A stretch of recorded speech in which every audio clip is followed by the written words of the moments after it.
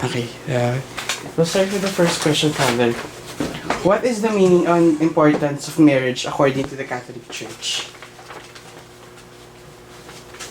God is the author, the architect of marriage. God created marriage as a means of continuous procreation. God created marriage as a reflection of His divine love. But the very source of love is God alone. Thus, human love that is imperfect is prone to a lot of weaknesses, a lot of failures, its own limitations. Thus, for married love to attain its fullness cannot just be achieved by human emotion, no matter how intense it can be and it might be, but only in as far as it is connected and always bonded with God, who is the perfection of love. Thus, marriage cannot exist apart from God. Marriage can only attain its fullness, its happiness, its completeness in the context of the divine. And then, what is the fundamental core of marriage according to the Catholic Church? What do you mean, fundamental core? Yeah, the core. The core of marriage. What's the meaning of that for you? The center of marriage. It's God. Marriage is like a triangle. God is the apex. The couple are the two angles. The apex connects the two angles as they're connected with one another. Thus, for that to remain and to stay, to be stable, it has to be connected with the apex, that is God alone. To the core, the center of marriage, as I say, is God. Unless this couple connected with that, I don't think they can survive the travails of married life. Furthermore, God cannot be the bond of marriage if He is not the center and the core of the individual, meaning the man and the woman.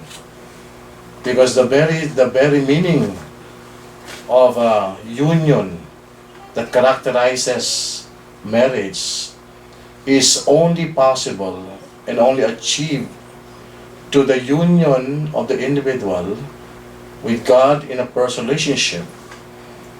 If these two are to be in relationship that can actually said be prone to weakness, and the desire for that relationship to be deep and to be personal, there's no other way that they can and make it happen unless they put God in the center of their own lives.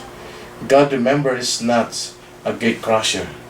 Has given us the freedom and the will to decide and to choose. Father, follow-up question. Kasi other couples said God should not be the center of their relationship. It must be on the side. Kasi parang they follow on the footprints on the side. What can you say about that? That's stupid and that's foolish. How can you put aside somebody who is the reason? As I said, who is the very foundation of marriage? Can you actually remove the foundation of a house and let it stay? That's rather stupid idea. Because how can the house stand without a foundation? And can a relationship remain and stabilize without a foundation?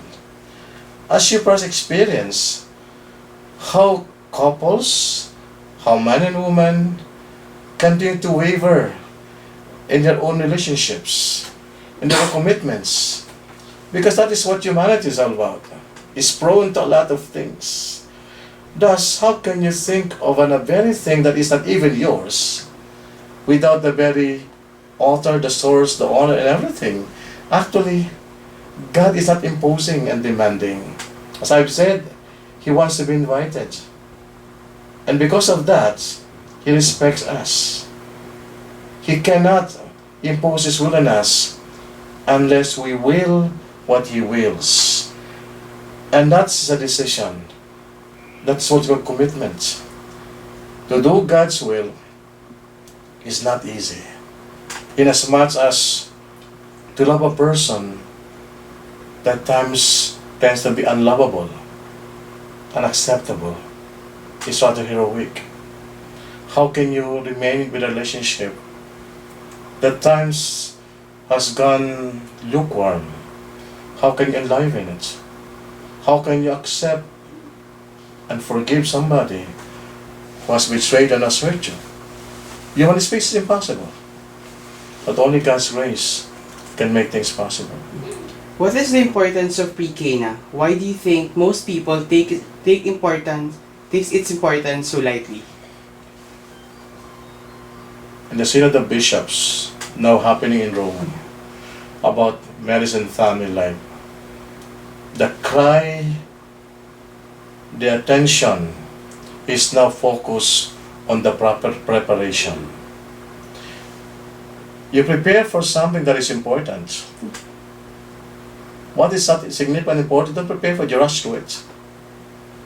Thus, one must focus on the preparation, its quality, its intensity, its depth. It should not just because it as a requirement for marriage. It's supposed to enlighten. It's supposed to make them reflect, make them understand what marriage is all about. There's one thing, some sort of like that in CFAM in Ateneo, when engaged couples go to a weekend experience, like a pre-Cana, I think. Not all of them who go to that weekend remains as couples. In fact, some of them separated eventually and they did not pursue marriage. Pre-Cana is to make the couple more focused, more realistic, more aware of what marriage is all about. It is not just because they love each other. Just not just because they have made a commitment, okay, I'm in love, I'll get married. No. Marriage cannot just be a human decision alone. It's not just a fleeting moment. Remember, it is a commitment. And when you talk about commitment, only mature people can talk about it and can make it. And not all couples are mature. And thus, not all couples are supposed to get married. Because eventually, when these troubles come in and rock the boat as it were, they may not survive and they may not be ready to face the consequences of their decisions, because only mature people will be able to handle responsibilities as a consequence of their commitments. Because mature people, as one psychologist said, are people who are willing to get out of themselves, reach others and make them feel what the other feels and what is better for that person. It makes them look beyond themselves. It makes them, in a way, other-centered. It makes them unselfish.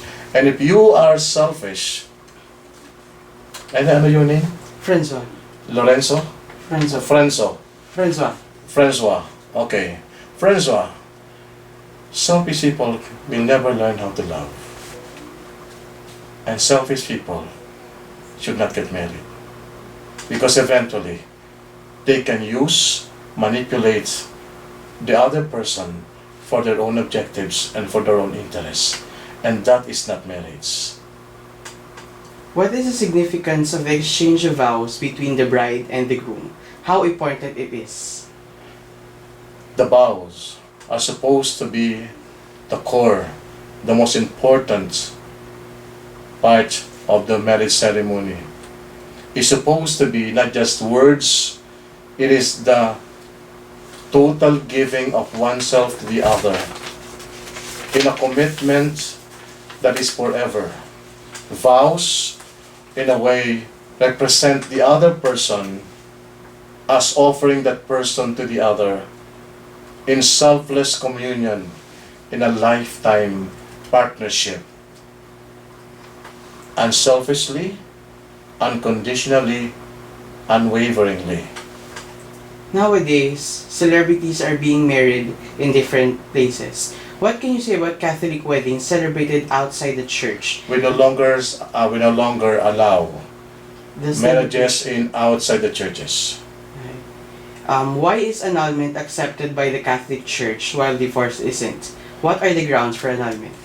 And with regards to grounds of the annulment, you should actually interview canonical lawyer Yeah. because they know better. Yes. Annulment isn't one divorce. Annulment states that there are or there was a factor that constitutes a valid marriage that was lacking before or during the ceremony or even after the said marriage.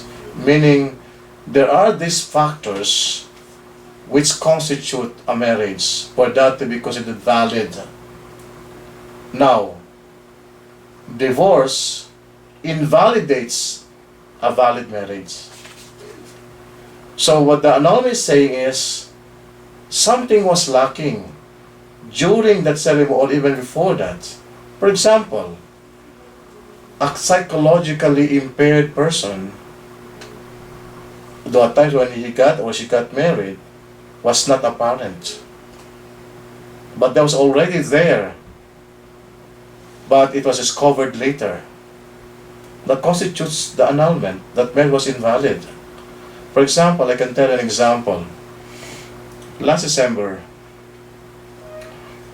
I solemnized a marriage.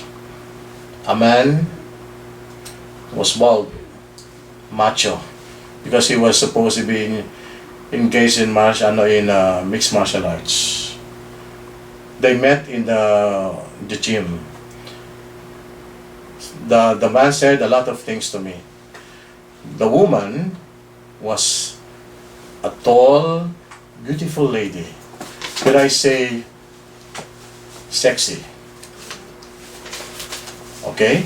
They got married here December. Months later, I found out that the man was a woman. The bride, the wife, supposedly, came to know about it only their honeymoon nights, when she undressed.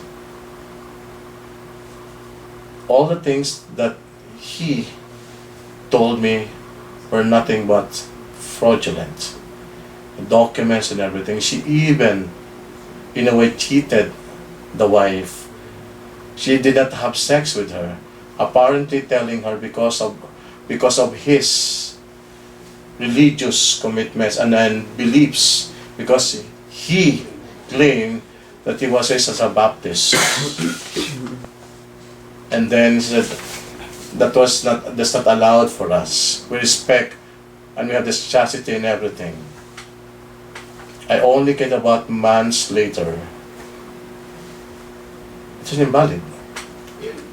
It's totally not, but you need a decree for it to be is nullified. Everything. If there was fraud from the very start, if the other man or the woman did not declare at that start that he was a homosexual, that she was a lesbian to the other person, that's supposed to be invalid. It's annulled. But divorce is different. What is your stand on arranged marriage and shotgun weddings? That is not acceptable. If there's such, that should be annulled. It's because it makes a mockery out of marriage. Because marriage is a free decision of mature individuals. And lastly, what is your message to those who are about to prepare for marriage? Very important is their own faith. I've been a priest for 30 years. And in my handling of a lot of these marriages, especially marriage counseling, one thing important is their faith. Because their faith will be their strength in times of trouble.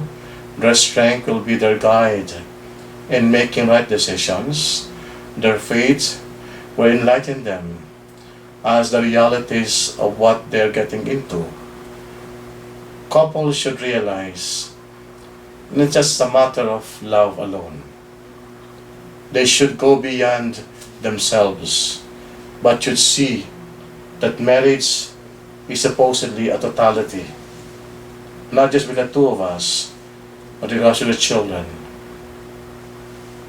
If we are not focused on what we're supposed to be doing, and we'll eventually make wrong decisions and wrong choices, that will definitely affect the children, and they'll become the unwilling victims of our own wrong decisions and wrong choices. Thus, marriage is not a solution to the problem, but a cover-up for something that you are not ready to accept. It is not just a letting go of something. Marriage is a life that is committed for something. A life that is given. A life that is committed. Are couples willing to make that? Are they clear about it? Are they willing to make sacrifices? Are they just willing to go beyond their dreams and wishful thinkings and just make the ideal just real and could balance the two? Are those couples willing to go beyond their dreams and always make their 2 feet on the ground and be willing to be together even though it's most practical just to part ways with a person? Are they willing to think more of others, not themselves? Are they willing to put everything into that and not just expect something in return?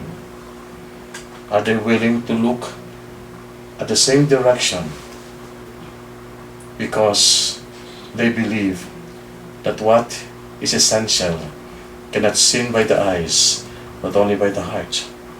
Are they willing to make those hearts not just a matter of emotions, but something a matter of commitment?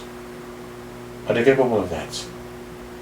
If they think they are after a careful and thorough analysis, reflection, and living out, then I believe only God knows they're ready.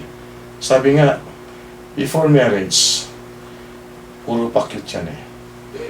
After marriage, yan nakakatakyut. Tulong mo din ang totohanan. Are they willing to be open, all their cards on the table? If they are hiding something and are not willing to accept that thing, they should not get into marriage.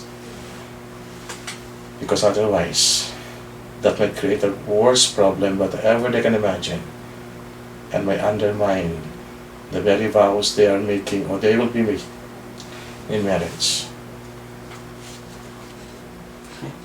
Thank you po. Okay na? Apo, thank you po.